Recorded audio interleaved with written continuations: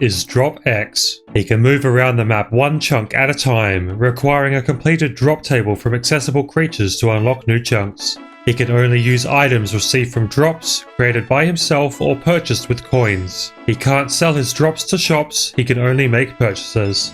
His current goal is to make his way to Berthorpe to earn the Dragon Defender.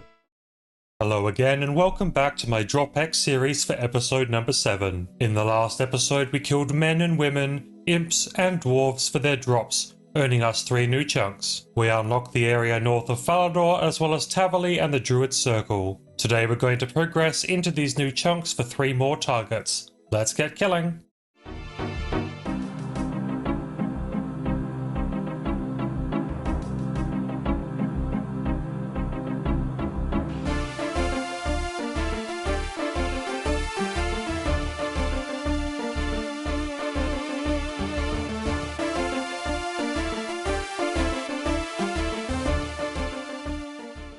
First on our list today are the Druids of Tavali, now that we can access them. At level 33, sporting a max magic hit of 5, we've got to be careful of their attacks. They do have a few herb and rune drops, all of which we've had before. They do however have 4 new drops for us, the Druid's Robe and Robe Top, which both drop relatively commonly, as well as the Limpwort Root and the Anti-Poison. Out of these, the Anti-Poison is the rarest with a drop chance of 1 in 128.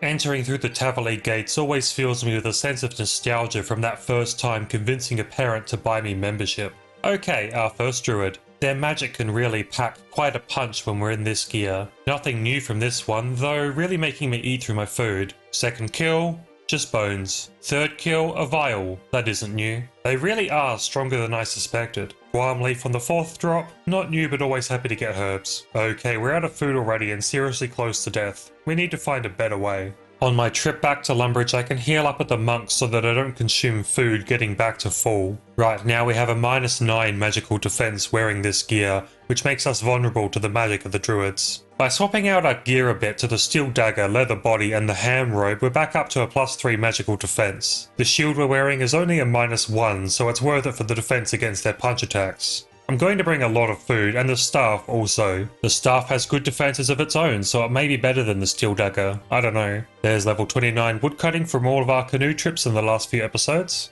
Okay, let's try this again. We seem to be shrugging off more of the magical attacks while also hitting faster. That's a good sign. Okay, maybe not quite as well as I'd hoped. After switching to the staff, it doesn't seem to be performing much better really. That's a hit points level for us, level 43. We really need better food than this chicken if we're going to try to get anywhere. An iron dagger drop, that's not new for us. Okay, we need to heal. That was risky. Until we start getting some of these drops, I think I'm going to just run between the druids and monks for healing, rather than bringing extra food. 1 kill back after returning, we're back around half health. This isn't good. Second kill without as much damage to us. No new drop, but we do get a pinball random. Cut sapphires from that. Okay, third kill back and we really need healing. This is going to be slow, isn't it?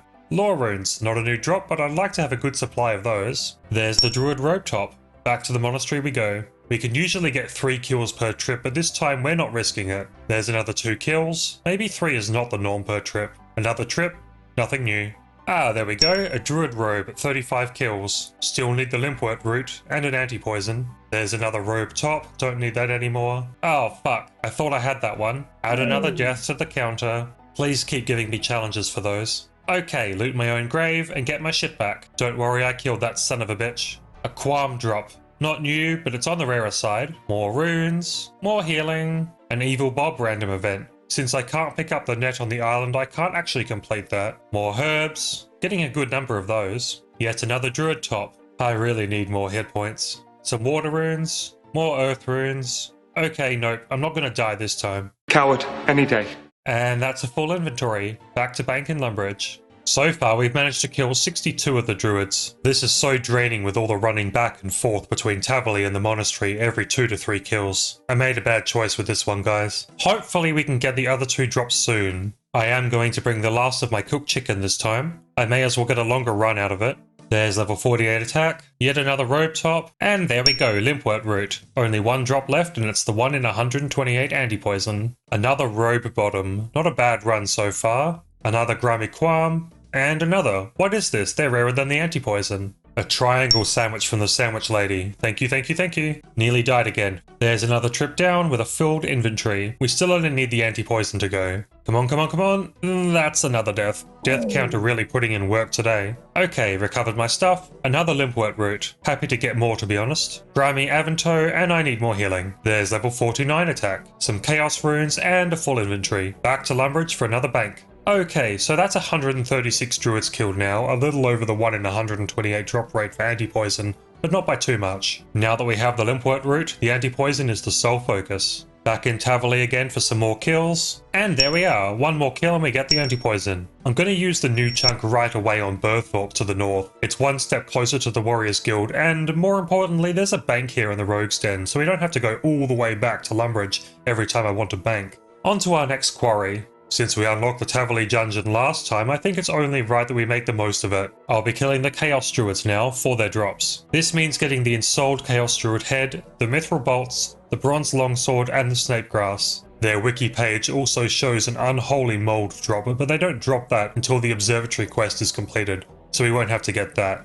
With a couple of these drops being 1 in 128, we could be here for a little bit. These Chaos Druids are so much easier to kill than the Druids. First kill is a Guam drop. The Chaos Druids are often killed for their herbs, so I expect to pick up a good number of them while I'm down here. That's level 44 hit points, a Grimy Harrowlander, Mithril Bolts. That's the first of the drops we needed. That was pretty quick. Oh, and the Ensouled Druid head. Another one off the list. We're still on the first inventory, and here's the Snapegrass. All too easy. Hypothetically, we could complete the drop table right now by smithing the longsword, but we're still in need of attack and strength levels, so we'll keep doing this. That is a full inventory, but we can bank at the Rogues Den now. Very convenient. A Rick random event. Sapphire, thanks for that, Rick. That's another inventory down with a lot of herbs. We can recover our prayer each time we run back here at the Druid Circle. That way we can keep rapid heal on while we take out the Chaos Druids. Speaking of prayer, there's level 32. Another inventory down. A good number of lore rune drops too, which are great to have.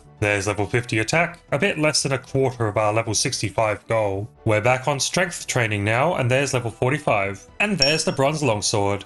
That was 191 kills in total. I did get a few extra Snakegrass out of that too. We're going to use that chunk unlock to get the Goblin Village chunk. Our final victim today will be the Monks of Zamorak. There are only two things that they drop, the Zamorak Monk top and the Zamorak Monk bottom, both of which are new and 1 in 20. While there is a thin sliver up to the monks that was already unlocked, it's not walkable terrain, so we needed the unlock to get to them. First to the monks, their magic attacks can hit a 5, but they have pretty low hit points, so we should be alright for longer. First kill is a bust. Bones only on the second, and the third kill is the monk bottom. That's now our best in slot for magic bottoms. There's another kill. I've stuck on rapid heal. We can recharge our prayer here whenever we want. There's another robe bottom.